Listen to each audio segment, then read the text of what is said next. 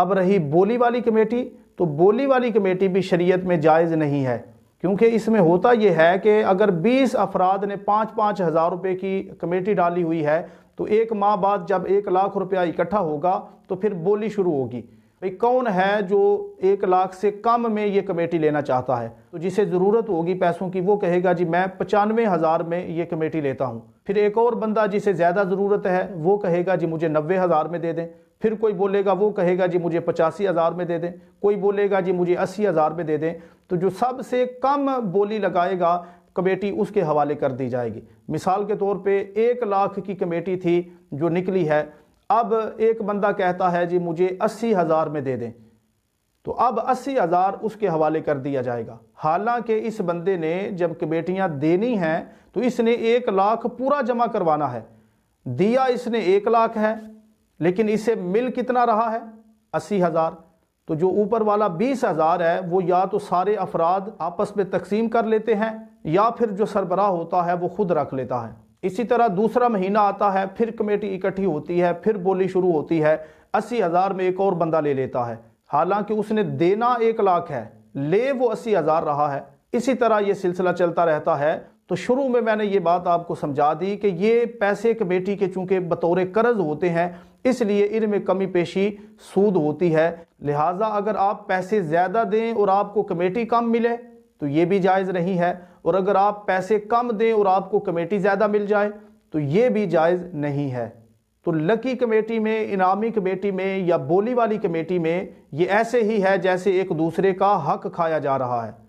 اور قرآن مجید میں اللہ رب العزت نے ارشاد فرمایا کہ یا ایھا الذین آمنوا لا تأکلوا اموالکم بینکم بالباطل، کہ اے ایمان والو آپس میں ایک دوسرے کے مال ناحق نہ کھایا کرو۔ تو یہ ایک دوسرے کا ناحق مال کھایا جا رہا ہے اور خوشی خوشی کھایا جا رہا ہے۔ بولی والی کمیٹی میں اگر ایک شخص 80 ہزار کی کمیٹی لے لیتا ہے، باقی 20 ہزار باقی 19 افراد میں تقسیم کر دیے جائیں گے، تو وہ جو 1-1 ہزار یا 1100 روپے لیں گے وہ سود ہوگا۔ اور یہ بندہ جس کو 80 ہزار ملا ہے یہ بھی کوئی دودھ کا دھلا ہوا نہیں ہے، اگلے مہینے جب کسی اور کی نکلے گی وہ 80 ہزار کی لے گا تو وہ جو 20 ہزار ڈیوائیڈ ہوگا اس میں سے اس کو بھی حصہ دیا جائے گا، تو یہ بھی سود کھائے گا۔ تو پہلے دوسروں نے اس کا مال کھایا تھا، اب یہ باقی دوسروں کا مال کھائے گا۔ تو کتنی حیرانی کی بات ہے کہ اپنا حلال کا پیسہ لوگ حرام کام میں استعمال کر رہے ہیں، حالانکہ اس میں اگر غور و فکر کیا جائے ایک بندے نے اگر 80 ہزار لی ہے تو ہر ماہ دوسروں کا 1-1 ہزار سود کی صورت میں بھی تو اسے دیا جائے گا نا، تو باقی 19 مہینوں میں اسے 1-1 ہزار یا 1100 دیا جائے گا، باقی 20 ہزار بھی اسے مل جائے گا، لیکن سود کی صورت میں اسے ملے گا۔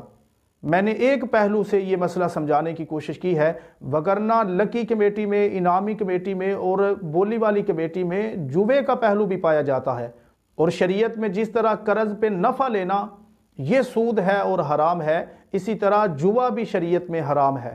اسی طرح بولی والی کمیٹی، لکی کمیٹی، انعامی کمیٹی، ان میں اور بہت سی خرابیاں ہوتی ہیں، جس طرح جرمانہ بھی رکھ دیا جاتا ہے، جو بندہ وقت پہ کمیٹی نہیں دے گا اس سے جرمانہ لیا جاتا ہے، جو بندہ کمیٹی نکالنا چاہتا ہے، ختم کرنا چاہتا ہے تو اسے اس کے پیسے واپس نہیں دیے جاتے۔ اسی طرح اور ان میں بہت ساری شرعی خرابیاں ہیں۔ تو خلاصہ کلام یہ ہے کہ لکی کمیٹی، انعامی کمیٹی، بولی والی کمیٹی یا اس طرح کی اور جتنی بھی کمیٹیاں ہیں وہ بالکل بھی جائز نہیں ہیں۔